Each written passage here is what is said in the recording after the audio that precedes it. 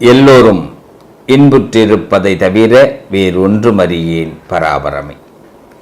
இறைவனுடைய பேரருளாலே என் அன்பு சகோதர சகோதரி நண்பர்களை சந்திப்பதிலே பெருமகிழ்ச்சி அடைகிறோம்.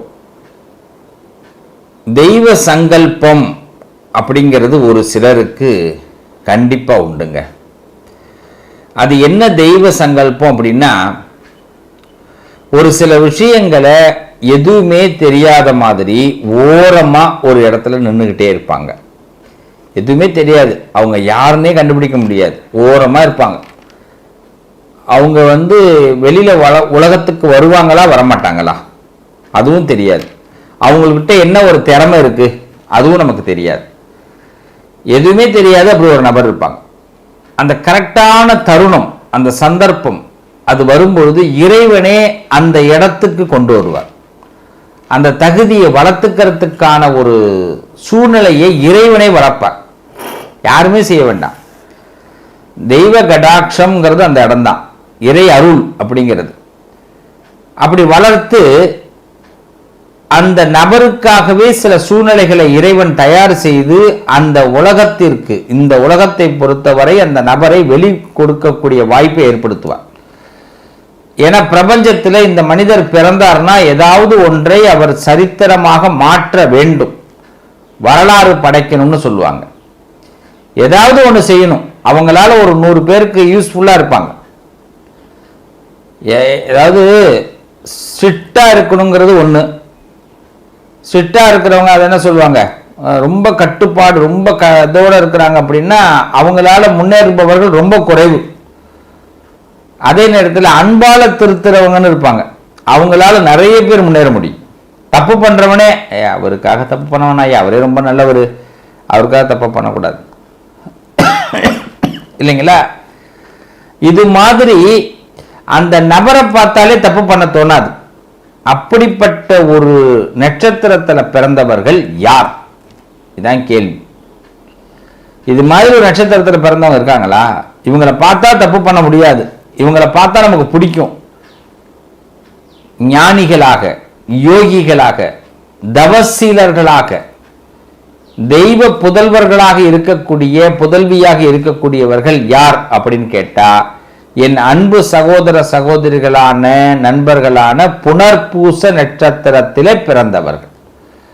இந்த புனர்பூச நட்சத்திரம்ங்கிறது ராமபிரானுடைய நட்சத்திரம்.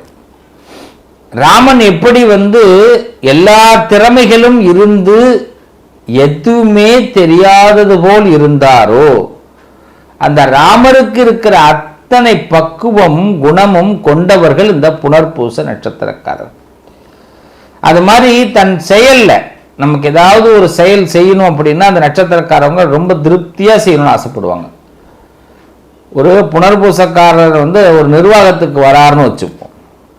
அதுக்கு முன்னாடி அந்த நிர்வாகம் ரொம்ப கெடுபடியா கூட இருந்திருக்கலாம். சில பேர்லாம் அந்த நிர்வாகத்துல நிறைய கொள்ளை அடிச்சிருக்கலாம், எது வேணாலும் நடந்திருக்கலாம். ஆனா அந்த புனர்பூச நட்சத்திரக்காரர் நிர்வாகத்துக்கு வந்துட்டாருன்னா இப்படிதான் இருக்கணும்ன்றத முதல்ல ஃபாலோ பண்ண ஆரம்பிப்பார். ஆனா ஒண்ணுமே சொல்லாத மாதிரியே இருப்பார். இவரு சொன்னாரா, அவரு தான் எல்லாமே பண்றாரு, இயக்கும்போது அனைத்தும் அவரே. ஆனால் இயக்கும்போது யார் என்றே தெரியாத அளவுக்கு இயக்குவதுதான் பெரிய சாமர்த்தியம். இந்த சாமர்த்தியத்தை அழகாக செய்யக்கூடியவர்கள் புனர்பூச நட்சத்திரக்காரர்கள். நான் சொல்றது சரி புரியுதா? அப்படிப்பட்ட இந்த புனர்பூச நட்சத்திரம் தெய்வ பலம் பொருந்தியது. நாளைக்கு நடக்கக்கூடியது அழகாக தெளிவாக பிளான் போடக்கூடியவர்கள். இன்னும் சொல்ல போனா, தெளிவாக சொல்லும் பொழுது எந்த ஒரு செயலையும் தனக்கு பிரயோஜனமாக செய்யணும்னு ஆசைப்படக்கூடியவர்கள். யாருக்குமே பிரயோஜனம் இல்லாம ஒரு செயலை செய்யறோம்னு வச்சுங்களேன், அது என்ன பலன்? நம்ம செய்யறதுனால தனக்கு முதல்ல பிரயோஜனம். முதல்ல என்னை, நான் செய்யக்கூடிய செயலை நான் விரும்பணும், அப்பதான் மற்றவங்க எல்லாம் விரும்புவாங்க. யார? என்னைய. நான் செய்யற செயல் எனக்கே பிடிக்கலன்னா அப்புறம் என்னை யார் விரும்புவாங்க? இந்த சூத்திரத்தை தெரிந்தவர்கள் புனர்பூச நட்சத்திரக்காரர்கள்.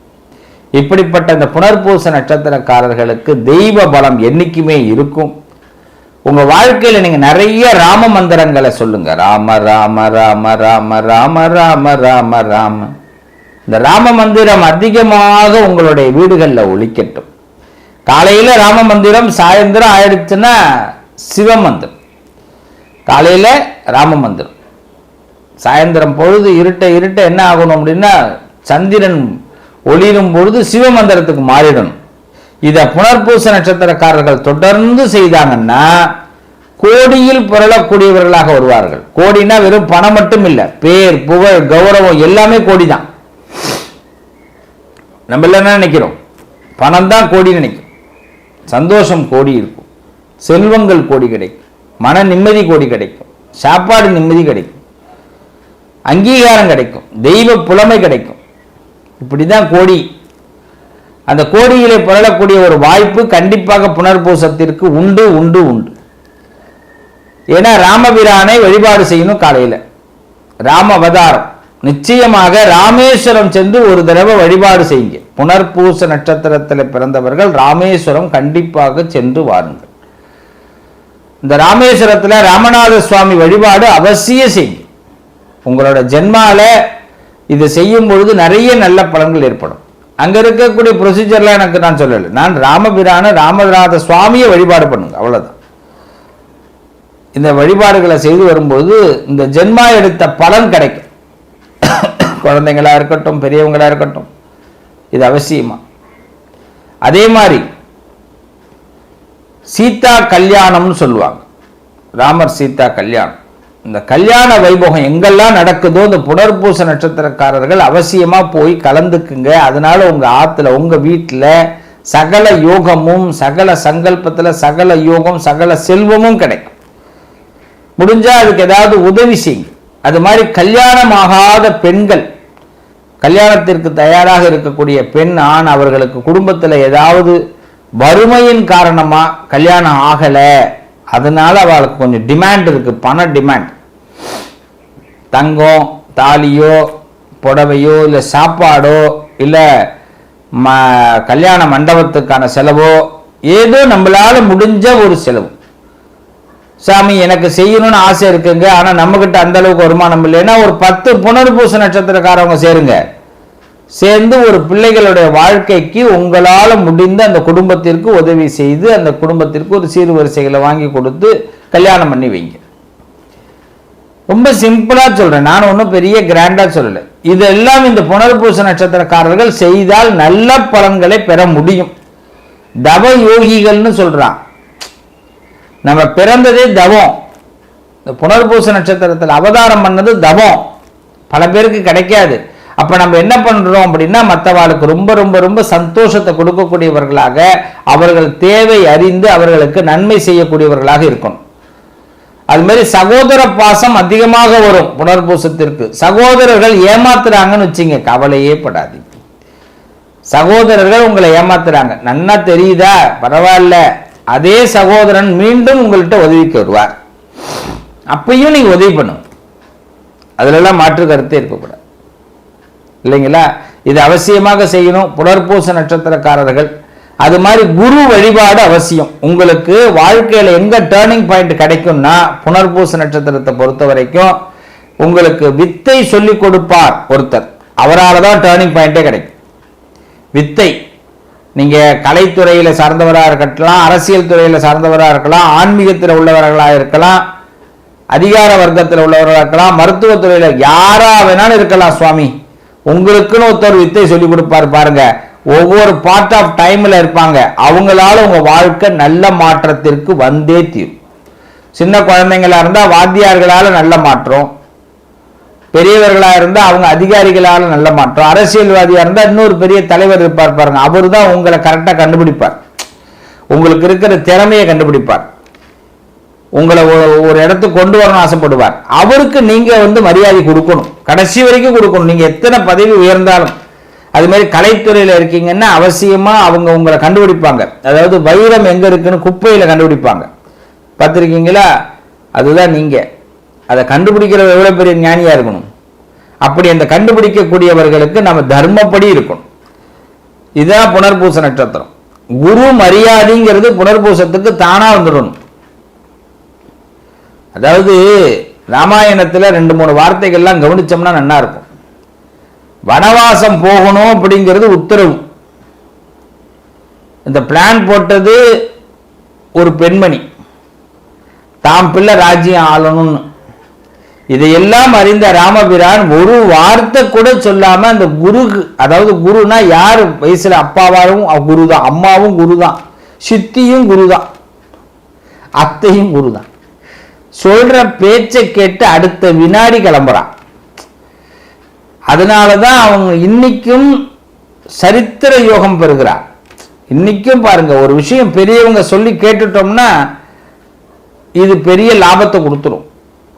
என்ன உடனே கிடைக்காத மாதிரி தெரியும். சில சோதனைகள், வேதனைகள், கஷ்டங்கள், அவங்க சொன்னதுனால எவ்வளவு அவங்களுக்குலாம் ஏதாவது புரியுதா? அவங்களாம் என்ன சில பேர் இந்த காலத்தில் சொல்றான் என்னன்னா, இல்லை நாங்களாம் 2K, இவங்களாம் ஓல்டு ஜென்ரேஷன், கடுப்பாகுது, அவங்க பேசுறதெல்லாம் பிடிக்கவே பிடிக்கல, அவங்களாம் இந்த உலகத்தை பற்றியே புரிஞ்சிக்க முடியல அப்படின்னா. நான் சொல்ற ஒரே ஒரு வார்த்தை தான், உலகத்தில் இருக்க விஞ்ஞானத்தை பற்றி பெரியவர்கள் புரிந்து கொள்ளாமல் வேணால் இருக்கலாம், உலகத்தில் இருக்கக்கூடிய விஞ்ஞானத்தை பற்றி வயசுல பெரியவர்கள் புரிந்து கொள்ளாமல் இருக்க முடியும். ஏன்னா இன்னைக்கு இப்போ ஒரு செல்போன் இருக்கு. என் மனைவி எனக்கு ஒரு செல்போன் ஒன்று வாங்கி கொடுக்குறாங்க. அது என்ன, அது S23 கேலக்ஸி. அது எப்படி யூஸ் பண்றதுன்னு கூட தெரியாது சாம்சங்ல. நல்லா கவனிக்கணும். அது புதுசா வாங்கி கொடுத்துட்டாங்க. அது என்னன்னு எல்லா ஃபீச்சரும் இருக்குங்கிறான். ஆனா அது எனக்கு யூஸ் பண்ண தெரியல. ஆனா கத்துப்பேன். விஞ்ஞானத்தை வேண்டுமானா நாங்க உணராம இருக்கலாம், ஆனா அஞ்ஞானத்தை நிச்சயமாக பெரியவர்கள் உணர்ந்திருப்பார்கள். அவங்களால சொல்ல முடியும், இந்த செல் இவ்வளவு நாள் தான் வேலை செய்யும், இந்த செல்லால உனக்கு இந்த பிரச்சனை ஏற்படும், நீ அதை அவாய்ட் பண்ணுன்னு சொல்ல முடியும். இதுதான் பெரியவர்களுடைய அந்த ஓல்டு ஜென்ரேஷன், அவங்களால நமக்கு கிடைக்கக்கூடிய லாபம். பெட்டகம், பொக்கிஷங்கள். அப்ப பெரியவங்க சொல்லும் பொழுது முதல்ல நமக்கு பிடிக்காது, ஆனா அவங்க சொல்றதுல ஆழ்ந்த அர்த்தம். அவங்க இந்த உலகத்தை அறிந்தவர்கள், அதனால அவங்க சொல்றதை நம்ம கேட்கணும். ஆக புனர்பூச நட்சத்திரக்காரர்கள் பெரியவர்கள் சொல்வதை அதிகமாக கேட்க ஆரம்பிக்கும் போது காது கொடுத்து நம்ம செயல்படுத்தணுன்றதே அவசியம் கிடையாது.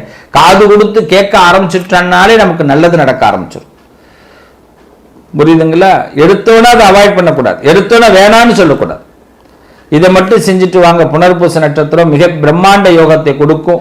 குரு வழிபாடு, குரு தட்சிணாமூர்த்தின்னு சொல்லுவாங்க. சிவ ஆலயங்கள்ல இருக்கக்கூடிய தட்சிணாமூர்த்தி வழிபாடு அவசியம் பண்ணுங்க. குரு தட்சிணாமூர்த்தி வழிபாடு. அது மாதிரி நவகிரகத்தில் இருக்கக்கூடிய குரு பகவான வழிபாடு பண்ணுங்க. நிச்சயமாக இறை அருள் உங்களுக்கு பரிபூர்ணமாக கிடைக்கும் கிடைக்கும் கிடைக்கும். அதே மாதிரி புனர்பூச நட்சத்திரக்காரர்கள் ஒரு எல்லோ கலர்ல ஏதாவது யூஸ் பண்ண ஆரம்பிங்க. Yellow colour. பெண்களாக இருந்தால் மஞ்சள் வச்சுக்கலாம், மஞ்சள் கிழங்கு பேக்ஸ்லாம் வச்சுக்கலாம், கேஷ் பேக்லாம் வச்சுக்கலாம். புனர்பூச நட்சத்திரக்காரர்கள் ஆண்களாக இருந்தால் ஒரு துண்டு எல்லோ கலர்ல யூஸ் பண்ணீங்கன்னா ரொம்ப நல்ல சிறப்பான மாற்றங்கள், தெய்வீக பலன்கள் ஏற்படும். சில பேர் பார்த்தீங்கன்னா திருப்பதி போனாங்கன்னா எல்லோ கலர்ல ஒரு கயிறு கட்டியிருப்பாங்க, பார்த்துக்கலாம், தெரியலாம். அது மாதிரி செய்யலாம், நல்ல மாற்றம். லைட்டாக வேணா மஞ்சள் அப்படி நெத்தியில மஞ்சள் வச்சுக்கலாம். இதை செஞ்சு பாருங்க. புனர்பூச நட்சத்திரத்திற்கு கோடி நன்மைகள் கிடைக்கும், கோடி நன்மைகள். தெய்வ பலம் பொருந்திய ஒரு அருமையான நட்சத்திரம். இந்த நட்சத்திரத்தில் பிறந்தவர்கள் ஞானத்தை உணரக்கூடியவர்கள், அதுவும் உலக வாழ்க்கையை உணரக்கூடியவர்கள். எல்லாம் பார்த்துட்டு வந்துருவாங்க, ஏலேருந்து Z வரைக்கும். நான் இதை பார்க்கல, அதை பார்க்கல, எல்லாம் கடந்தவர்கள் தான். கடந்தவர்கள் தானங்க கடவுளை பார்க்க முடியும். ஆசையோடு இருக்கிறவங்க என்னைக்காவது கடவுளை பார்க்க முடியுமா? சான்சஸ் இல்லை இல்லையா? அதனால ஆசைகளை கடக்கக்கூடிய ஒரு வாய்ப்பை புனர்பூசம் கண்டிப்பாக கொடுக்கும். அதுதான் இந்த நட்சத்திரத்தில் பிறந்தவங்களுடைய பலன். வியாதிகள் அகன்று இருக்கக்கூடிய வாய்ப்புகள் ஏற்படும். வியாதிகள் அதுக்கு என்னன்னா நிறைய மனப்பக்குவத்தை ஏற்படுத்திக்கிங்க. ஆரம்ப காலகட்டத்தில் சின்ன வயசுல ரொம்ப ஜாலியா இருந்துடுவோம். அப்புறமா போக போக மனக்கட்டுப்பாட்டுனால இந்த புனர்பூச நட்சத்திரம் ஒரு மகேசனுடைய உருவத்தை பெற முடியும். மனக்கட்டுப்பாட்டுனால கவனிக்கணும். புனர்பூச நட்சத்திரம் ஆரம்ப காலத்துல ஜாலியா போயிடும். ராமனே வச்சிங்களேன், அரச குலத்துல பிறந்தான், ராஜா வீட்டு பிள்ளை, ஜாலியா தானே இருந்தான். ரொம்ப எளிமையா முடிஞ்சிருச்சு, ஒரே வார்த்தையில முடிச்சிடலாம். நல்லா ஜாலியா இருந்தான், கல்யாணம் பண்ணான், வில்லெல்லாம் வளைச்சான், எல்லாம் பண்ணான், கல்யாணம்லாம் பண்ணான். என்ன பண்ண முடிஞ்சது? கடைசியில பாருங்க லைஃபே டேர்னிங் ஆயிடுச்சு, டோட்டலி டேமேஜ் ஆயிடுச்சு. அப்புறமா போய் போர் இதெல்லாம் போய் வென்று ஒரு ராவணனை அழிச்சு அதுக்கு பிறகு அவன் முடிசூடுறான், அப்புறமா தான் உலகத்துக்கு வரான். அப்போ இடையில ஒரு சிரமம் இருக்கு. புனர்பூச நட்சத்திரம் ஆரம்பத்தில் சுகமா இருந்தாலும் இடையில ஒரு சிரமத்தை பெற்று பிறகு நன்மை பெற முடியுது. ஆனா அந்த சிரமம் கூட சில விஷயங்களை அழிப்பதற்கு தான் அந்த சிரமத்தை எடுத்துக்கணுமே புனர்பூச நட்சத்திரமே தவிர அதுல காயப்படுவதற்கு வாய்ப்பே கிடையாது. ஆக புனர்பூச நட்சத்திரம் அழிவற்ற நட்சத்திரம், அறிவான நட்சத்திரம். அப்படிப்பட்ட நட்சத்திரத்தில் பிறந்தவர்கள் அஞ்ஞானம், அதாவது இந்த உலக ஞானத்தை பெற்று தெய்வ ஞானத்தோடு நீங்கள் வாழக்கூடியவர்கள். ஒவ்வொரு வினாடியையும் நீங்க பயன்படுத்துங்க. யாரையுமே உதாசீனப்படுத்த வேண்டாம். அதுவும் வயசுல பெரியவர்களோடு அழகாக பழக ஆரம்பிச்சீங்கன்னா, அதுவும் உங்க குருநாதர்கள்னு சொல்லுவாங்க. அதாவது பார்த்தீங்கன்னா குருமார்கள் என்ன சொல்லுவாங்கன்னா, நமக்கு யாராவது ஒருத்தவங்க நம்ம லைஃப்ல வந்து நம்மளை தூக்கி விடுவாங்க. கண்டிப்பா புனர்பூசத்துக்கு ஒரு பெரிய கிஃப்டே அதுதான். அதை மட்டும் கரெக்டா பயன்படுத்திக்கிட்டீங்க, அவங்க பின்னாடியே போங்க. தூக்கி விட்டவங்களை மறந்துடாதீங்க. அவங்க கொள்கைகளை புகழ் பாடுங்க, தப்பே கிடையாது.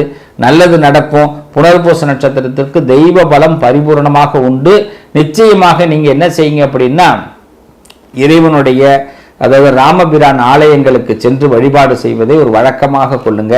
எவ்ரி சாட்டர்டே சனிக்கிழமை அவசியமா நீங்கள் வந்து நாராயண வழிபாடு செய்து ஒரு தீபம், நெய் தீபம், குடும்பத்தில் எத்தனை பேர் இருக்கீங்களோ அந்த குடும்பத்தில் உள்ளவர்கள் நெய் தீபம் போடக்கூடிய வழக்கத்தை ஏற்படுத்திக்கிங்க. நல்ல மாற்றங்கள் ஏற்படும். நிச்சயமாக தெய்வ பலம் ஏற்படும். ராமேஸ்வரம் கண்டிப்பா போயிட்டு வாங்க, சகல சந்தோஷமும் கிடைக்கும். கலையாத கல்வியும் குறையாத வயதும்போர் கபடு வாராத நட்பும் கன்றாத வளமையும் குன்றாத இளமையும் கழுவினி இல்லாத உடலும் சலியாத மனமும் அன்பகலாத மனைவியும் தவறாத சந்தானமும் தாழாத கீர்த்தியும் மாறாத வார்த்தையும் தடைகள் வாராத கொடையும் தொலையாத நிதியமும் கோணாத கோலும் ஒரு துன்பமில்லா நல்வாழ்வும். பராசக்தி 16 செல்வத்தை புனர்பூச நட்சத்திரக்காரர்களுக்கு கண்டிப்பாக கொடுப்பா. அத்தனை பேருக்கும் பிறந்தநாள் கொண்டாடக்கூடிய அத்தனை பேருக்கும் பிறந்தநாள் வாழ்த்துக்கள். கல்யாண நாள் கொண்டாடக்கூடிய அத்தனை பேருக்கும் கல்யாண நாள் வாழ்த்துக்கள்.